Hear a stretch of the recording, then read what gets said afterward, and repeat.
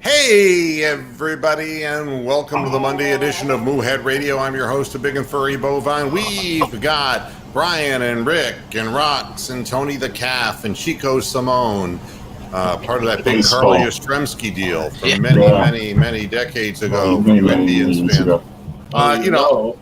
Obviously, it becomes really kind of nice to be able to do the shows during football season, because it's obvious what we talk about on Mondays is the aftermath of the horrible, bloody, mutilating accident that is called Cleveland Browns football. And Rick's gone.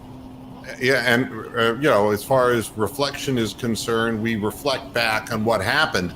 And there's always a slightly different take on this show than there is in the immediacy of halftime and post-game shows. That's just kind of the way this thing operates. And I can tell you where I'm going with this. I mean, people are asking what went wrong? What happened to the Cleveland Browns? And I'll tell you what I think happened. What happened? And, well, it's not real hard to understand because we've seen this so many years. We hire first-time ever head coaches who have never done the job before. And when they come into the position, we hope for the best, but we end up with what so many teams already have, which are people who are head coaches who have not done the job. The teams that have the most turnover wind up bringing in people who are the up-and-comers who are waiting for their chance to be the next Rob Chudzinski. Hey, KB and Schmorpus, how you doing? I love Schmorpus Christi. It's one of my favorite places in the world, that and San Padre Island. Yeah, very nice area. Very nice. How can I put this nicely for Kevin Stefanski? You can't go into a season saying what we're about is our running game and what we're about are our tight ends, and what we're all about is, no bark, all bite. You can't make these kinds of comments and then call for your punter to run with the ball early in the game to bury your team. You can't average 5.7 yards per carry in your ground game and underutilize it. Let's look at the facts, because I didn't get into the statistics, yesterday on the post-game show, but it's helpful to look at what happened. What happened? Chubb touched the ball 10 times the whole game. How can the best running back in the league, perhaps in the conference, only touch the ball 10 times? Ridiculous. Kareem Hunt touched it 12 times. 22 runs and then the 39 passes. Is that the balance that we were looking for or that we were promised? But you know what the worst part of it is? What? Those touches garnered the team 120 yards of rushing. All right? Or maybe even 130. It was like 120 or 130. One had 72, the other one had 60. So 132. All right. So there you have it. And the passing game, with all those extra attempts, yielded you 189 yards. Yeah. You see? And why nobody calls anybody out? I mean, and after the game, we hear the same nonsense. Whose idea was it, Kevin, that you this fourth down thing with Gillen? And you go, well, that's all on me. And it's just like the same fucking bullshit over and over again. I know it's you. Yeah. I know it's you. I know that. I'm so tired of people giving lip service. Yeah, I'm responsible. You're responsible. It's your fucking job. But you did it lousy.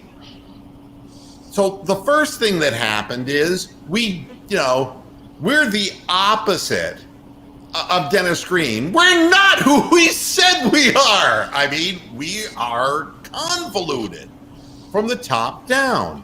There's no belief. There's no belief structure.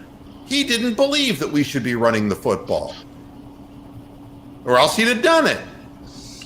You know, I'm sitting there looking at the first play from scrimmage, and he rattles off 12 yards to the line of scrimmage. Chubb does, and then immediately we're throwing from play action. It's like, what the fuck are we doing here?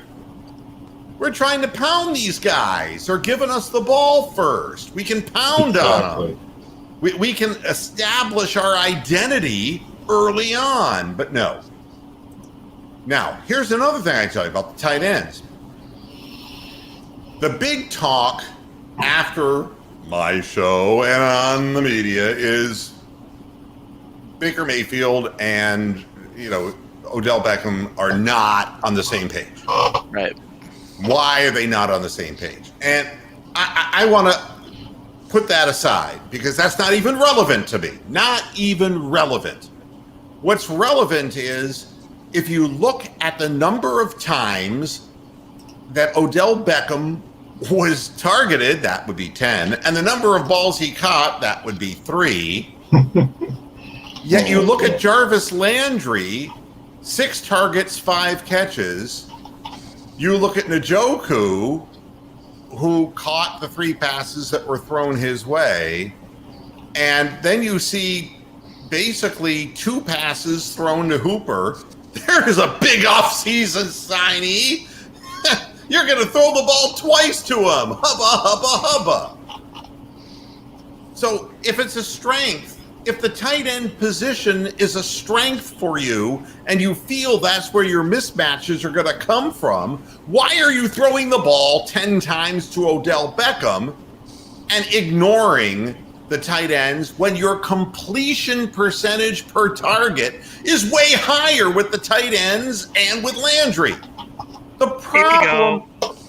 problem isn't, the chemistry between Baker Mayfield and Odell Beckham Jr. That's not the problem. Why doesn't he have the same problem with Landry? Why doesn't he have the same problem with the one pass he throws to Higgins? Why does he not have the problem with the tight ends? Why? And the answer is because there's no chemistry between them, because Odell Beckham's a pop bottle, and he'll always be a pop bottle, and he'll always bitch when he doesn't get the ball. And the same thing happened this year that happened to last year. Oh, we're spending all this money. He's making $14 million this year. We got to throw the ball to him. Even if the other team knows we're going to throw the ball at him, we got to throw it to him. That's all there is to it. And if he's covered by 3 people, that's what we're going to do, And you want to sit there and blame Baker Mayfield, but the fact is he can't be, Dr. Jekyll and Mr. Hyde. He can't be thoroughly accurate to one receiver and have fantastic chemistry, and for this one ass clown throw the ball away every single time, and then the one time he puts it in his hands, guy drops it. You can't have that. Do you think that it's like something deeper? This targeting of Beckham, like a Haslam idea that we got to throw him the ball, or we got to keep him happy, or if we don't throw the ball, he's going to cause dissension on the team. Is there like a conspiracy theory aspect to this whole thing? Because the star of the fucking team, the best player on the team, is Nick Chubb. Can everybody agree on that? If you showed me the game footage from this game and showed me last year, I would see no difference. The balance was just as moronic. The distribution to the wide receivers was just as moronic. Last year they were better because they went into Baltimore and beat the shit out of them. Lou's talking about the second game when they played at First Energy. I'm talking about the whole season. He's being general. This could have been a representative game from last year because 22 rushes, 39 passes, Baker Mayfield barely completing 50% of his passes, turning the ball over with the interception, and almost had another one cleanly picked, throwing the ball to Odell Beckham when he's not open and ignoring other receivers altogether, playing Kaderil Hodge instead of Rashard Higgins, even though Higgins has clearly a chemistry with the quarterback, forcing the quarterback to throw to players he's less comfortable throwing to. It's the same thing as last year, and the ridiculous fake punt. I don't see any difference, folks, between the way this game was called. For all the bullshit and all the talk of Kevin Stefanski coming into this game, it's all horseshit. It's all horseshit because they didn't do what they said they were going to do. That's the problem. Totally agreeing with this. You can't establish an identity for a football team if you refuse to play the character.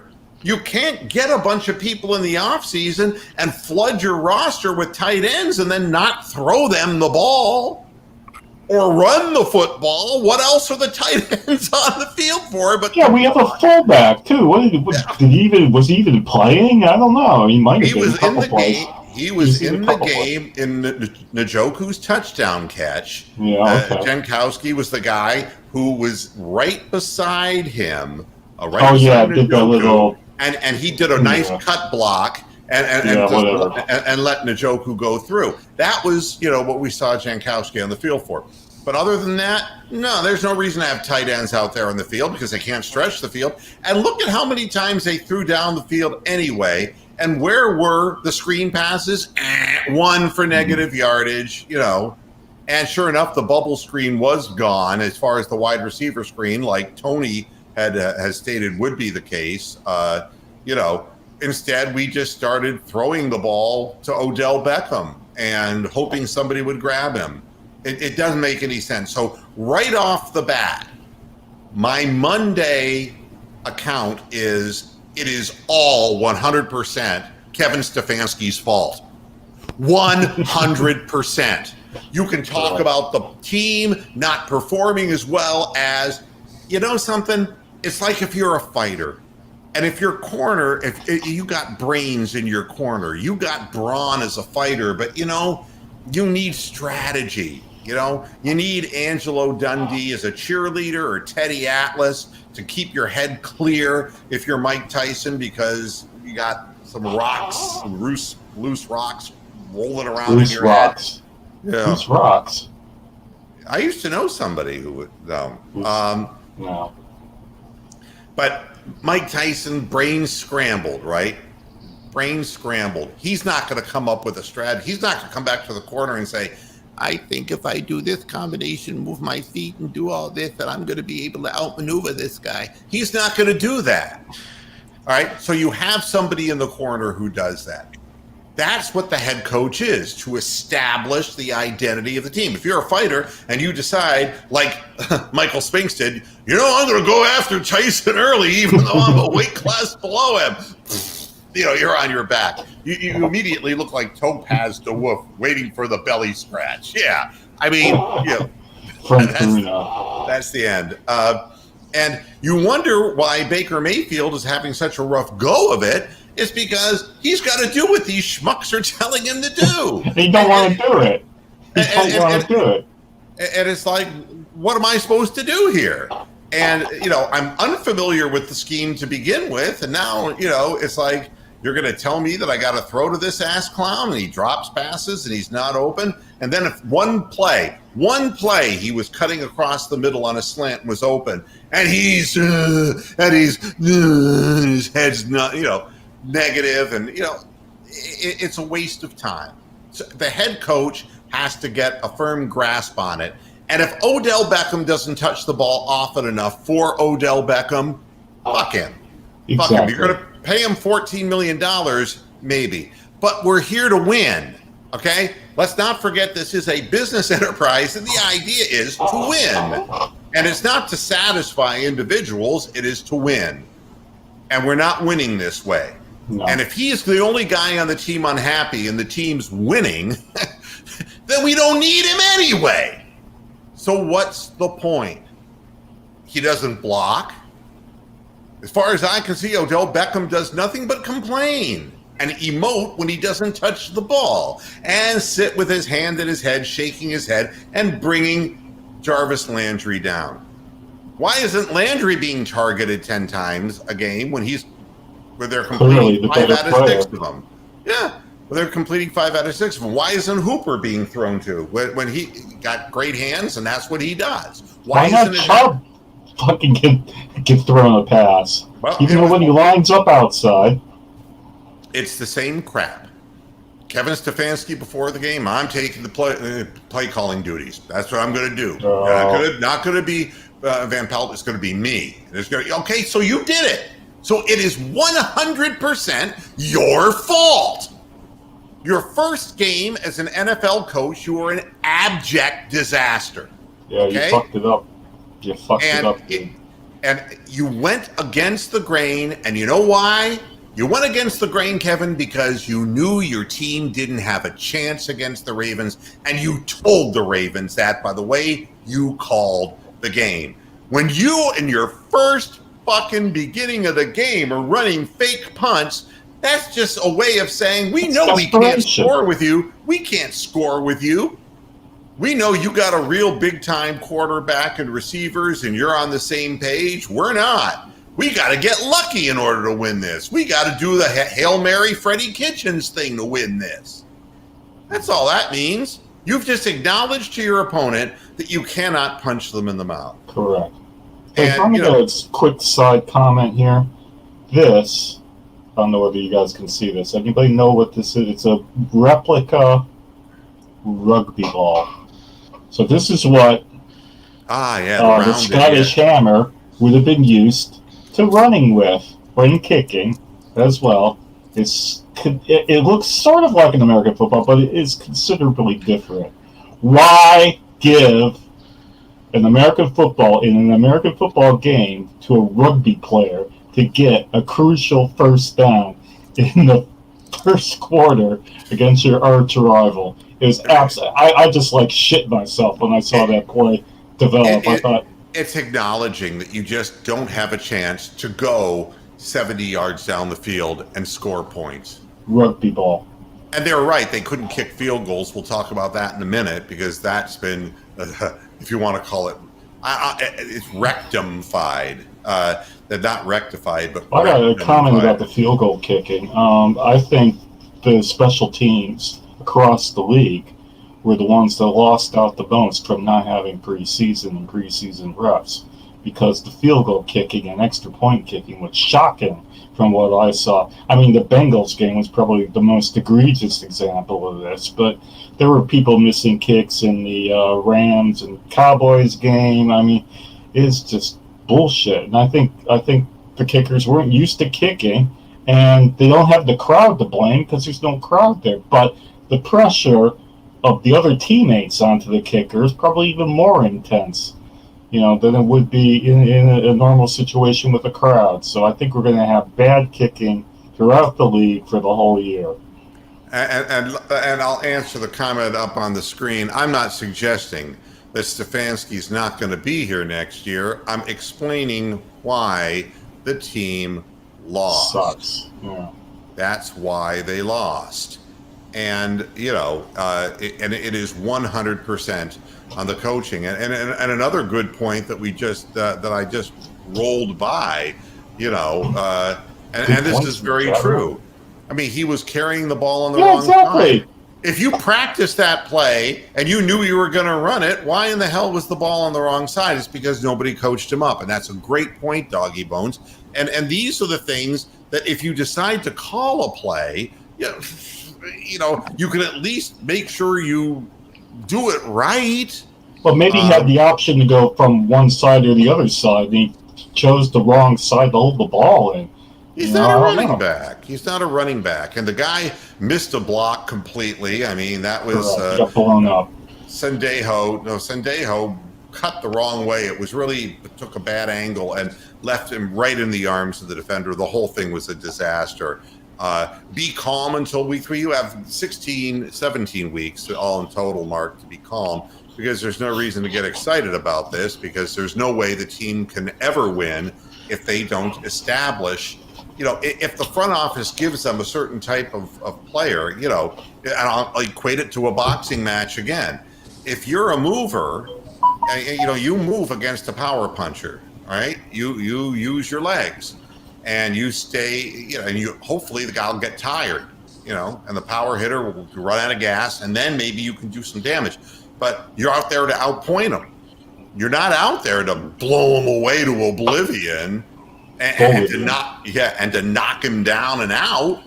You're there to win a majority decision. Any way that you win, you're out there to win. The Cleveland Browns ain't going to knock anybody out with this group of players. They're not offensively going to do it with that offensive line. The idea is keep the game close. Do what you can and play to your strengths, not to your weaknesses. I shouldn't be having to explain this.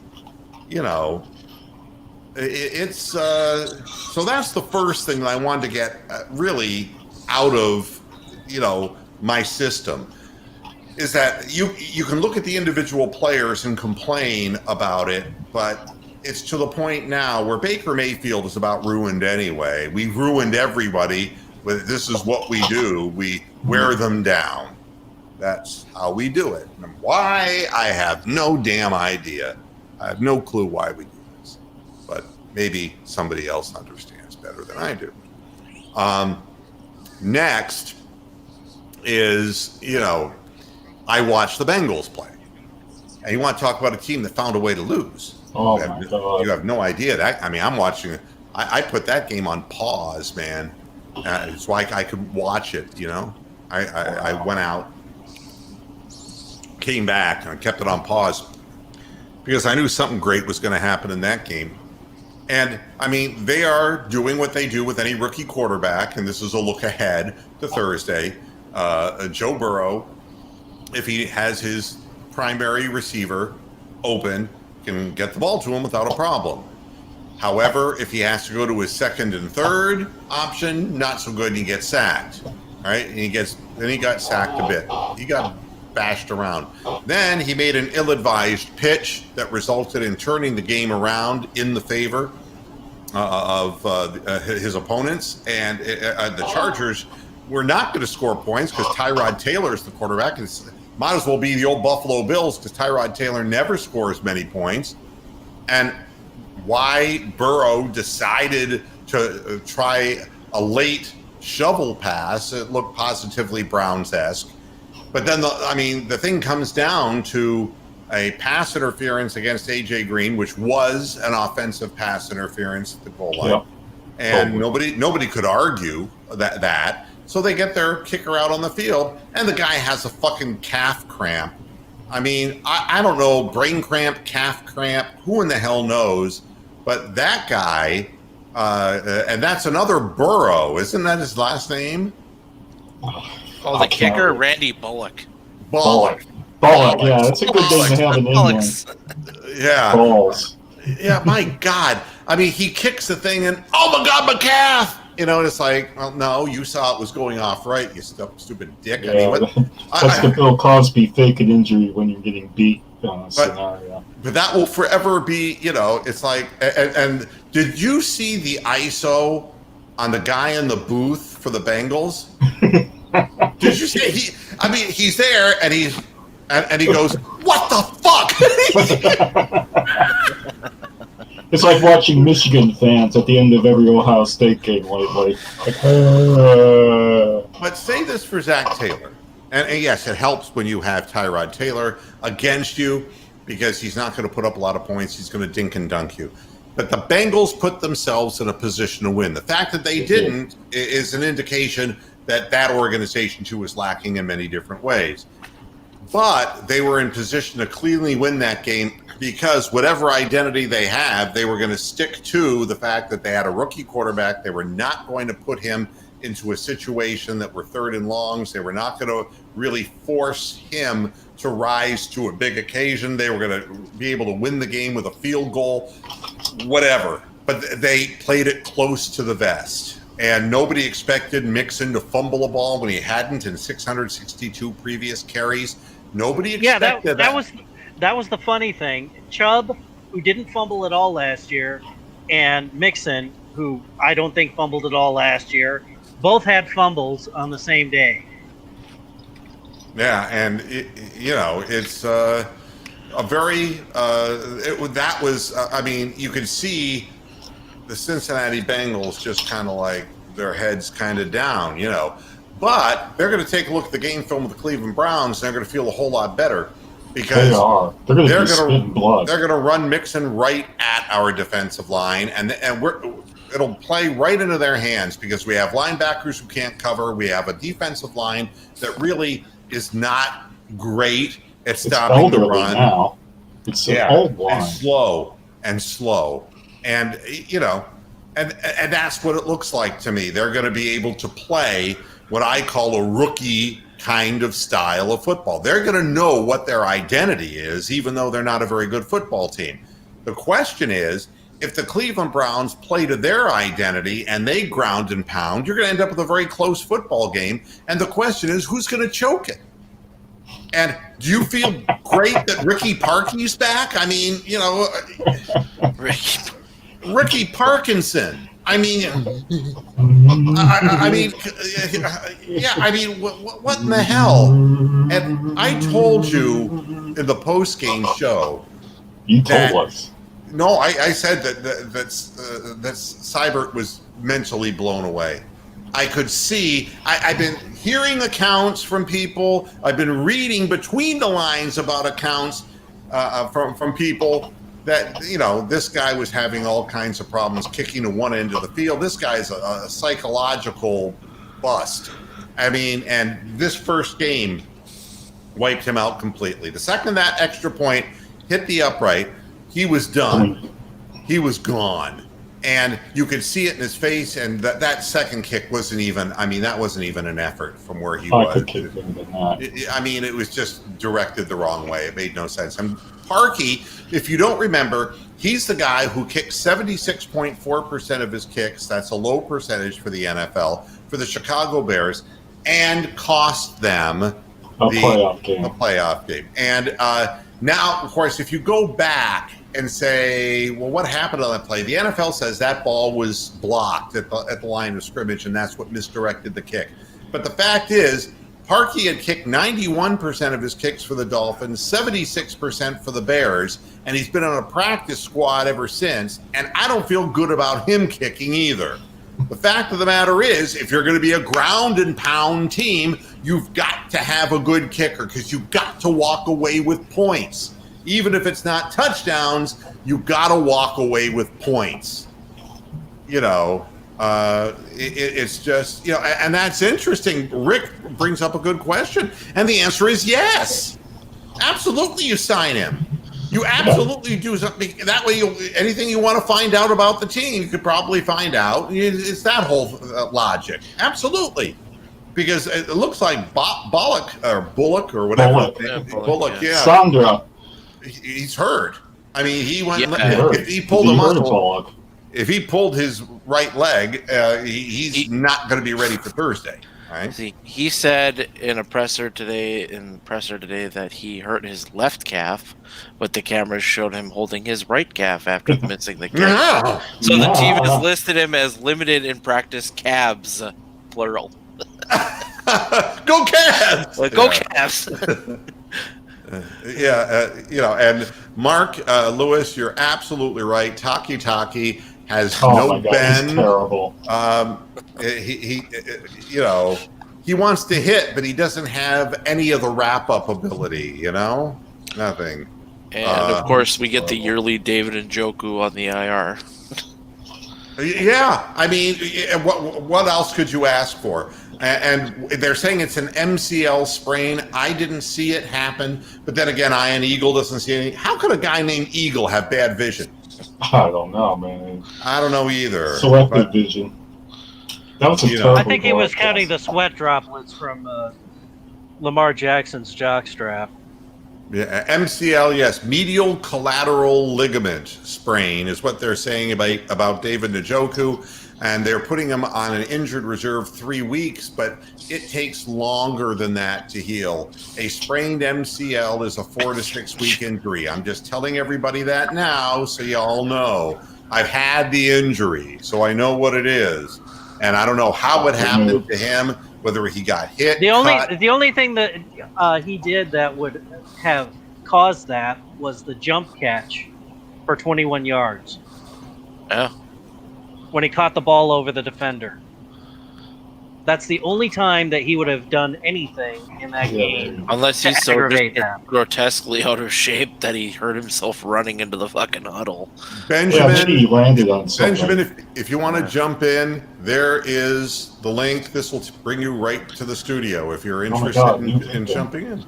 Yeah, people, I mean, oh boy. you never know what you're going to get, but that's like life's the box of chocolates, right? So, we encourage people to show up. So you want to be part of this. It's easy. It's like Sunday morning. Yeah. So easy like Sunday morning. the Bengals are not a good football team, and but I would say, you watched both games? I watched Red Zone the whole time, so I watched a lot of the Bengals games. It was on that. I would say they got a better defense than we do. Well, obviously, I mean, again, although they were playing Tyrod Taylor, but still, well, yeah, but they didn't give up a lot of points, and they kept themselves in the game that way. And their defensive line was stopping the run, and that's, I think their defense will give the Ravens a decent game. No, no, not even close. They actually do. The only one that's going to give them any kind of a game is Pittsburgh. Pittsburgh is going to be shit this year. You will find out tonight. They are going to be. This is their year to be shit. Ben, you're a first timer. What wisdom do you have for us, Ben? He's got his mic muted, and he's not saying anything. And he's got Jason Stathem's head. Damn, he's fucking fanciest looking guy on this fucking show's ever seen. He's like Max Headroom. I love football.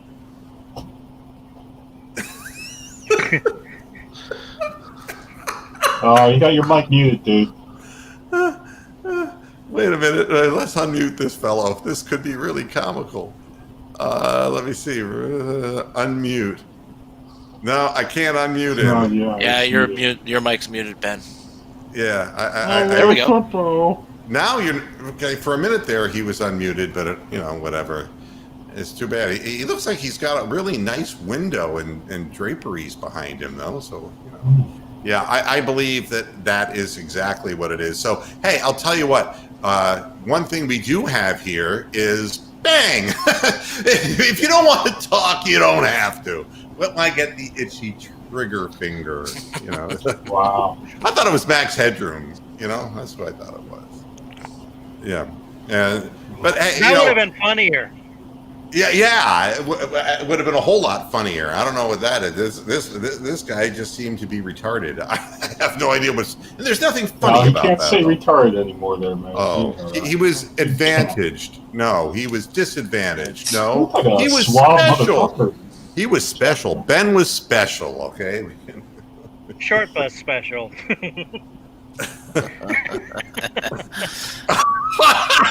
Oh, this is great. Wait till you see this. It's me. What the fuck? Wow. Okay. Oh god, we got trolls. Right. Oh, that's fine. It's all good. As long as I have control, just I don't know. That's the best head I've had in weeks. You say that now that Roxanne left. Somebody's in the background over there. Could be Rocks. Rocks, or it's either Rocks or the mysterious slave nobody knows about. That's funny. The psychic severed head. Yeah, I remember that from the 80s. The preview of the next game is really kind of irrelevant if the Browns, it's going to be a team trying to manage a rookie quarterback versus a team now trying not to make mistakes. You have a lot of potential problems here. And if the Browns lose to the Bengals, then you really have a massive problem on your hands. I don't think that anything I saw from Joe Burrow tells me anything about him except that he's a rookie quarterback playing for a lower tier football organization. That's it. but he can run. He can run with the ball, and he can, and move the chains. And all they're going to try to do is get first downs and hog the ball, knowing that the Browns can't construct drives that go, 50, 60, 70, 80 yards. And that's a huge problem. Tyrod Taylor was 16 of 30 for 208 yards, and they allowed 362 yards, the Bengals did. But there were no chunk plays. But then again, that's Tyrod Taylor. So wait a minute, back up a minute. Tyrod Taylor passed for more yards than Baker Mayfield did? That's correct. Oh, yeah. Oh, my God. A lot of them to Mike Williams. Yeah. Of the Chargers' 12 possessions, 6 of them went 6 plays or less, ending in punts or turnovers all but once. Yeah. 4 times the Chargers went 3 and out, meaning the Bengals did well defensively on third down. They got them off the field. Correct. They did. If you look at the averages rushing the ball, they had Kelly, their running back, had an average of 5 yards per carry. Eckler had 4.4 yards per carry. So it wasn't, and they had 144 yards rushing, but again, 31 rushing attempts and 30 passing attempts, which is about a normal kind of thing. From a receiving perspective, Mike Williams, who was their top receiver, was targeted 9 times, but only, completed 4, and for 17.3 yards per pass. So, it wasn't that the Chargers didn't do okay against the Bengals when given a chance to do it. It's just that quarterback limits every offense he's ever played in. Can't run, can't pass. What can he do? Yeah. Subtle innuendo. And unfortunately, the Browns were the only team in the NFL to score in single digits on Sunday. Let's play a little game here. There were four quarterbacks who threw for less yards than Baker Mayfield, and they all won. Can you name them? Threw for less yards. Minshew, I think, was Gardner one of them. Minshew is one. Jared Goff, maybe? No. We have Gardner Minshew, Drew Brees, Cam Newton, and Dwayne Haskins. Wow. And all 4 of them won. Yeah, it's. Can we guess the only team that lost? Yeah. I mean, the Browns. The problem is not the Bengals. The problem is the Browns and their psyche. The Browns have better players, but that doesn't mean anything until they perform on the field. So this is a massive problem for the Browns. Right now, the Bengals, they can walk away and say, gosh, we were that close to winning. The Browns can't say that. The Browns can only close. The Browns are going to say, gosh, we can't afford to make mistakes in this game. And that's when mistakes happen. We know that. So it's going to be, you can say, preview the game. What's it going to look like? The Browns have to stop the run, but that's true every season, and we never do it. And there's no reason why we can't get the ball to Chubb and Kareem Hunt and just wear the defensive line down. There is no reason for that. By the way, Jedrick Wills, they're saying it was a bruise. Now, there are many different bruises. They're not all created equal. There's the bone bruise, which is horribly painful. Or How painful is it? Bone bruises are not something you know. Then there's bruises, that's bruised tissue that's sore. I find it really kind of almost shake my head sorry. If this is just a bruise and not a bone bruise, and this is the guy who we're looking at to be the future at Joe Thomas's position, Joe Thomas didn't miss a game. If you cut his head off, he wouldn't miss the game. Yeah, Joe Thomas This guy's probably got a like bruise. 5,000 bruises, and played through them all. So, are you wondering whether Jedrick's a bit soft? And a lot of concussions. Yeah, I mean, I have no idea. He's from Bama. Well, they were reporting that he couldn't put any weight on his on his ankle. So I'm thinking it's probably a deeper injury than just, well, he's got a little bruise. He's got a minor contusion. Well, no, they would say he had a sprained ankle. If he's got a sprained ankle, it would be the dreaded high ankle sprain or the lower. No, but I'm saying it's probably like a bone bruise rather than just a normal minor contusion, or he got kicked in the ankle or something. Here you go. That's my advice to him. What is it? What is it? Voltarol. It's like ibuprofen cream. Yeah. You have this in America? They're not saying that he has a sprained ankle. They're saying he's got a bruised leg. And there's a big difference between those things. So what is the truth? Hey, no, we can't handle it, whatever it is. Amsterdam, somebody wants you to share. I'll put it on the Ritz. I brought some stuff for Steven. Oh, thanks, man. Great tip. Limited edition Ritz? What the? Put your mom on the Ritz. Difference? Yes, Mark. It was Seibert who was they got rid of. Yes, and I do want to say also that there's no reason why Higgins shouldn't be starting and playing as the third receiver on this team. There's no reason that he should be the number 2 receiver. There's never been any chemistry between Mayfield and Hodge. There has never been. And it just continued yesterday. The guy, they're just not, and I don't know what the deal is. And what was the line that idiot Buddy Ryan said when he was the defensive coordinator? No, maybe he was the head coach. All he does is catch touchdowns. Yeah, right. When he was after he had dumped Chris Carter. That's right. All he does is catch touchdowns. But at the time, Chris Carter was trying to drink himself out of the league. So. Yeah, but I mean, in the end, if you can catch the ball, you're way far ahead of the guys who are out on the field. If the quarterback knows where you're going to be on the field and you communicate well with them, you're well ahead of the rest of the people.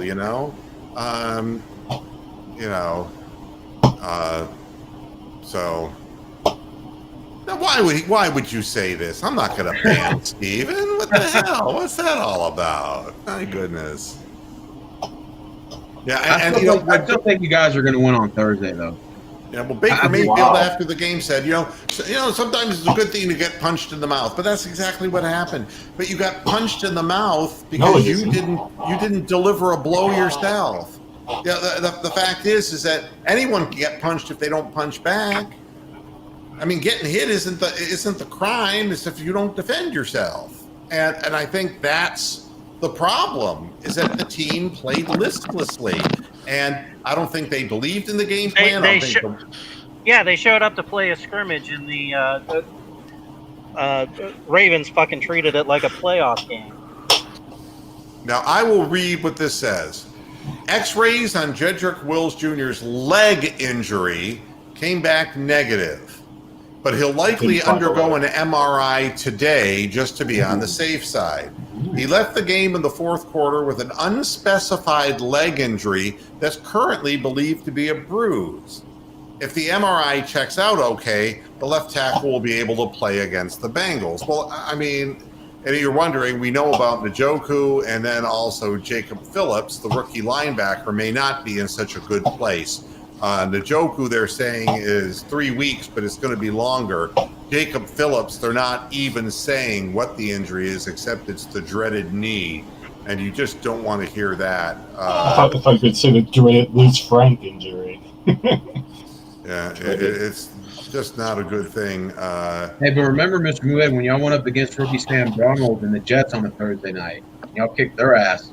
That's why I see that being the same situation with Joe Burrow. Is he's a rookie quarterback learning a new system, so he has a lot less experience than Baker, and I think the Browns could be able to exploit that.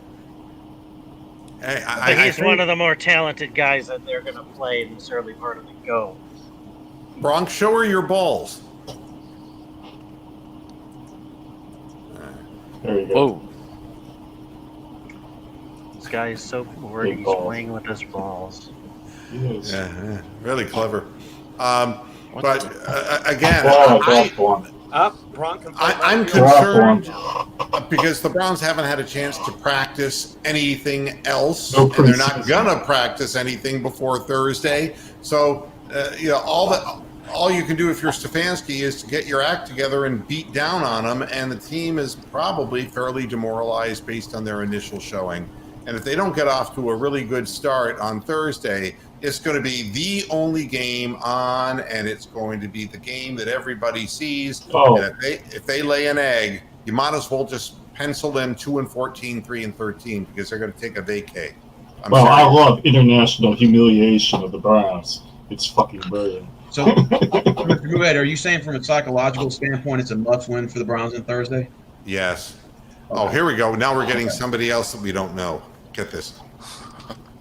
William Hopkins. This is your moment of greatness. Hello, St. John's friends. brother. What is it, William?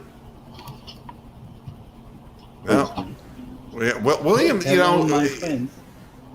Hello, my friend. You're going to use the soundboard now on the air? This is old stuff. This is old school. Tell me, William Hopkins, what kind of a name is that for a man from Bombay? No, I come to play football with you, mates. Oh, no, mates is not something that you would say if you were speaking in this kind of dialect. I am sorry, you are immediately a phony. Go ahead. No, I Think am about what you sorry, just Mr. said. Moohead. Mr. Moohead. It is Mr. Mr. Moohead. Moohead. And you should be bowing down to me because I am holy to you. I am holy. I am a cow. Holy cow. Holy Thank cow. you for coming into the program, Will. You have added something special, something that we have been missing, and that is utter stupidity. Okay. I thought you were going to drop the Mr. Bizaburu.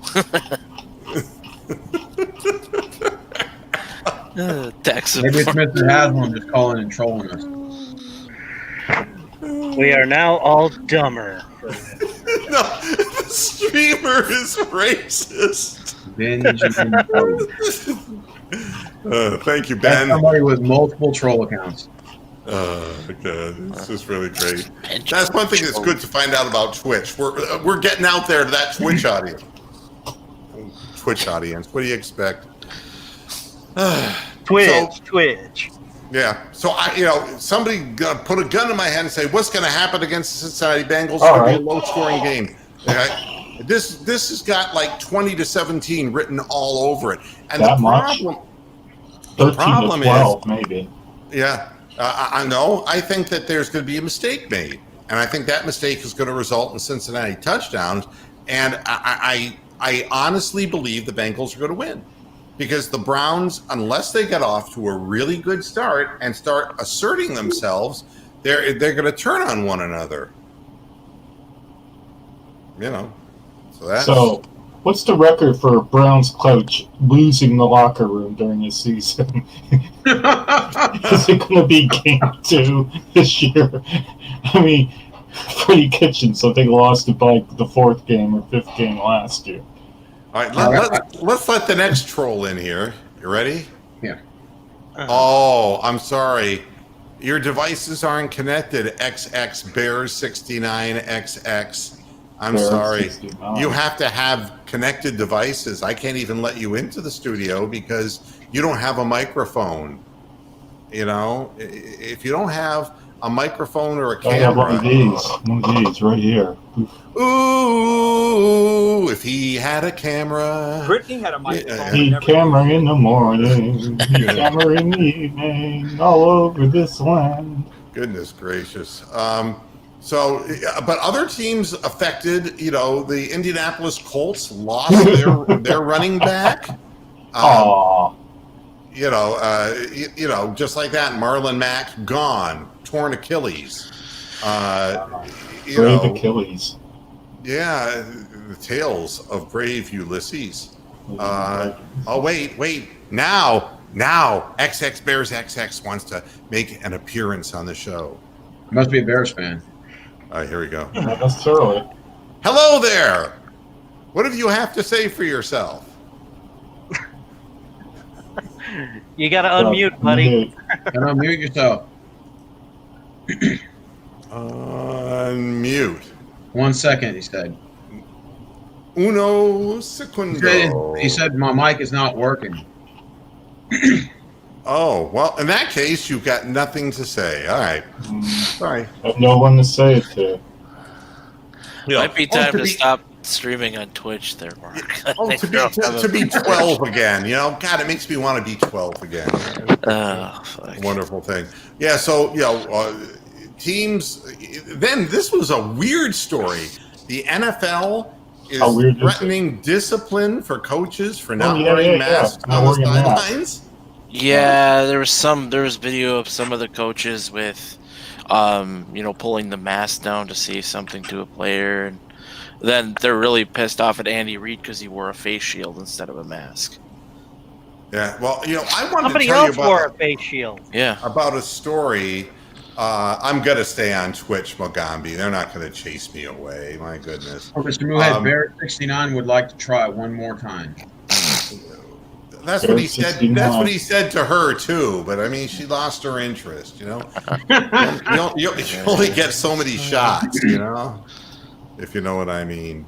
Oh, he wants to try. Should we let him try one time? I'd say three's a charm. Okay, three's a charm. All right, XX Bears, give us your wisdom. Hello?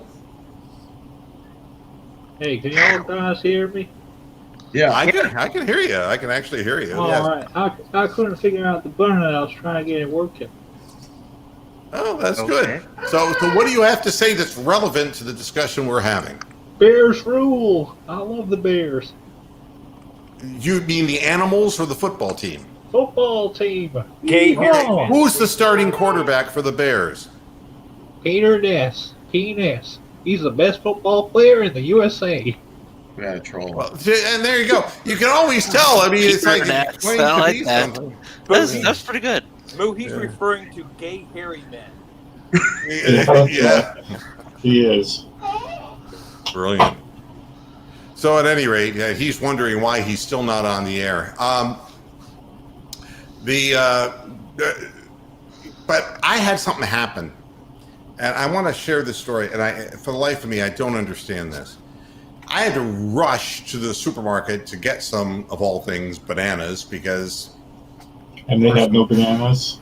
No. The No. person was coming to do some gluten-free baking, and I had to have the raw materials. Oh, so I had to first run world to problems. I forgot that. Oh my God! I don't have any bananas. The album on and had bananas.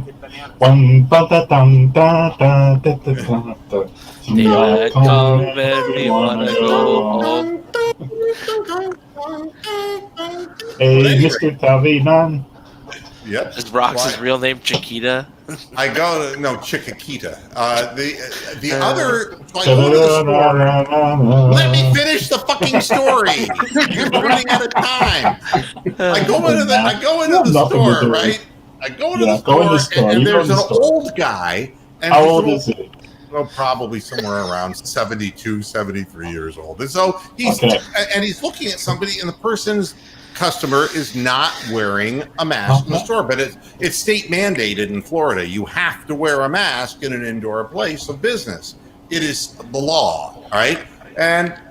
But nobody's doing anything. There's like 4 people walking around there, and they're not wearing masks. So the old guy is like saying you need to have a mask on, and the guy was don't wear a mask. And then the old guy finds a manager in the store, and I'm walking right behind him. I want to hear what the manager's going to say. He says to the manager, "There are people walking around the store without any masks," and the manager says, "Well, we don't want to upset them." Wow. It's like you don't want to upset them, and so it's like, and I'm just kind of looking at it, and the old guy says, but it's law. It's state law. We don't want to, And so I said, "Excuse me." And I went up because I was wearing my mask. I said to the manager, "Here's the way it works. The law is the law. It's the same law that protects buildings from burning in cities that the police enforce. They're not a law. When it's a law, It's a law, and you follow the law. If you don't follow the law, you're exactly like those people who are committing these crimes by burning things or throwing Molotov cocktails or whatever, except they're spreading a virus that could be deadly to a given individual. And I just kind of said, I said, if BLM comes to your home and burns it down, don't look at me, because there's no law. I don't want to upset them. How in the hell could you claim to be law and order on one hand, but when a law is instituted, you don't follow it and choose not to? If anyone could explain the weirdness that is going on in the world today. It's an executive mandate. But it's a law. It is legislatively passed. They represent you. You vote. They execute orders. It's no different than if Trump executed an order and people said, nope, we're not going to do it. Presidential executive order? No, we're not going to make those masks. Fuck you. We're going to continue making widgets. Fuck you, Donald Trump. I mean, how far do you think that would go? That's exactly what the fucking Ninth Circuit's been doing for the last 2.5 years. So what the fuck is the difference? Well, it's lawlessness is what it is. So don't complain about law and order. I mean, there is no law in the country. Let's be honest about this. There is no law. And I thought it was just incredible. So I'm walking out of the store and the old guy says, I can't believe this shit. And I said, yeah. I said, and I don't either. And I'm not for defunding the police or anything. I'm there for law. And I believe that there has to be law and order. But man, when people start making these decisions on their own and people are afraid of them, and that's basically the truth, because they come unhinged. If you tell them they have to wear a mask, they become unhinged. If you try to ask them politely to leave the store, they become unhinged. Really a strange time we're living in. So when you were talking to this old guy, were you like 6 feet apart, maintaining social distancing?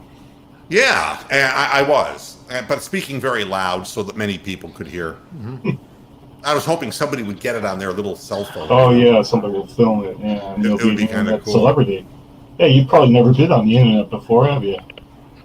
Join us Friday for the next edition of Karen Radio, where Mark criticizes other people in public. Exactly. Well, here's the thing on that. How do you know that they don't have a medical condition? Then don't go to the fucking store. Whoa, what medical condition would they have? And I've heard this excuse. I've got asthma. No. We're not going there. Asthmatics, CPD. Such a boring topic. Yeah. Let's talk the tribe. Yeah, well, I wanted to talk one other thing. I don't want to talk about the tribe. The tribe didn't earn any airtime today. Yeah, but they didn't. Yeah, it was more fun than talking about. Maybe on Friday if they win a game or two. But I can do a segue. Segue is a neat radio word for a tie-in, right? Anybody know how to spell it? S-E-G-U-E. That is correct. That is correct. It is an SAT word, a short SAT word, and we're going to make a segue, and we're going to go from the Republican types who refuse to wear a mask to Bruce Arians. Okay. Arians. Oh yes. Okay. So there's your tie-in. I mean, what an interesting thing. Buccaneers coach Bruce Arians says he is surprised by Tom Brady's Week 1 struggles versus the Saints. This is Tampa Bay. This is priceless. Struggle. Listen to this. He looked like Tom Brady in practice all the time, so it's kind of unusual to see that in the ball game because the other team didn't do things that we weren't ready for. Everything they did, we thought we were ready for. Some wide receivers have to do a better job of winning one-on-ones. He put us in the right run checks a couple of times. It was a learning experience that way. But they never want to admit the basic thing. Of course he looked good in practice. He's 41 years old and he looked good in practice because your team sucks. Absolutely. They suck the big moose. There's a moose and then there's the big moose and they suck it. Wow. Yeah, well, I mean, the people in Tampa, believe me, they were living and dying with this. I mean, it was like, wow, this is our our moment to shine in the national spotlight. God. And I got up. Yeah, they were on here too. They were on the Sky game. Drew Brees, so they stunk it up in England as well. That pick six. Oh my Yeah, that's God. hilarious. I mean, it's one thing to throw in a pick, but for it, he just threw it late into the flat. I mean, it was like hanging there, waiting to be picked off. It was like, and this before the game, it was so funny that the coach was saying, I think Brady's arm's stronger than it was last year. I was like, I'm sorry. Oh God. Make it stop. Hey, Mr. Muet, should we do a score prediction for the Thursday game? Yeah, let's do it. No.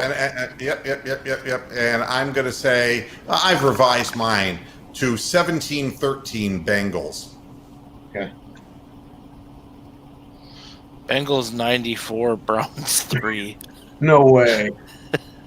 No, it's going to be like 21-10 or something like that.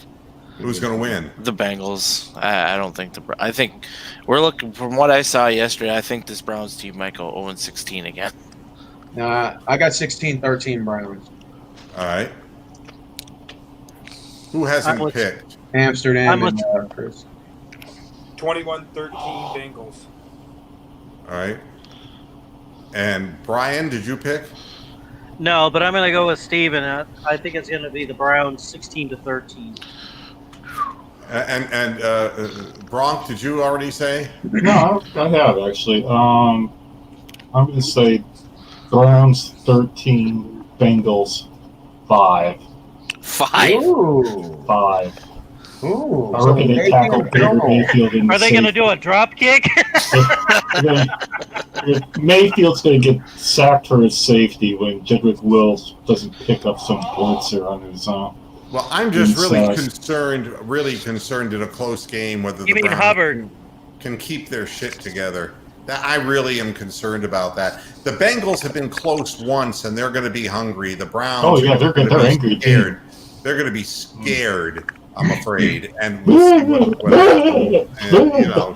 And Mugambi believes the Browns are going to do a little bit better, and that's what the score should be. Mugambi, the score should be like 24-10 if the Browns were doing this right. And they should control the game, and it should be a late touchdown for the Bengals if they were doing this right. You got to. Are you like judging the raw talent of both teams? The score should be 21-10. Yeah, I think everyone would agree with that. The raw talent. And there's Sega Geek. This is pretty much what it should be. I'm not disputing that, but what should and what will are two different things. Old Mother Hubbard.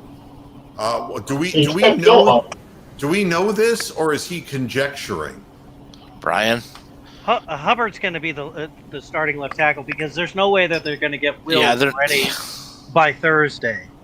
All right. I mean, he's going to sit this game, and then they'll put him back in for week 3. All right.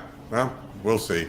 But at any rate, hey, it was fun being with you today, and thanks to everybody. I mean, we've had over 1,100 views on the halftime and post-game show in week 1, and I haven't even checked it recently. So the interest is still there. It's just the product isn't, and that's been the case for decades, it seems. Yeah, but you get more views when they stink the pooch, though. When the Browns actually win a game, that's when the viewership drops. You're right. All right, everybody. Thanks a lot for tuning in this edition of Moohead Radio. We'll be back again Friday to talk about the aftermath. And Thursday, halftime show. Oh, yeah, the halftime show on Thursday. I'm sorry. So I can prepare you for what horrible things we're going to be talking about on Friday. Thanks, everybody, for tuning in. Show on Thursday night. I don't think I'm that dedicated for a team that doesn't. If the Browns come out and play balls to the wall, I might do it. But, if they come out lackluster again, I'm not going to put myself out for that. So it's up to them. If they decide to play, yeah, we'll see. All right. Thanks, everybody. We'll be back again then Thursday at the half. Remember, the game's on NFL Network if you're at DirecTV. I believe that is channel 212. Is that right? On DirecTV? That sounds like it might be right. The NFL Network. That's the only place you're going to watch the game. I'll be on Reddit.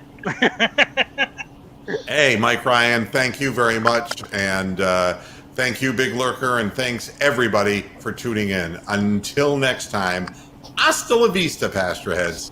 Moo, Good night. cat. Yo.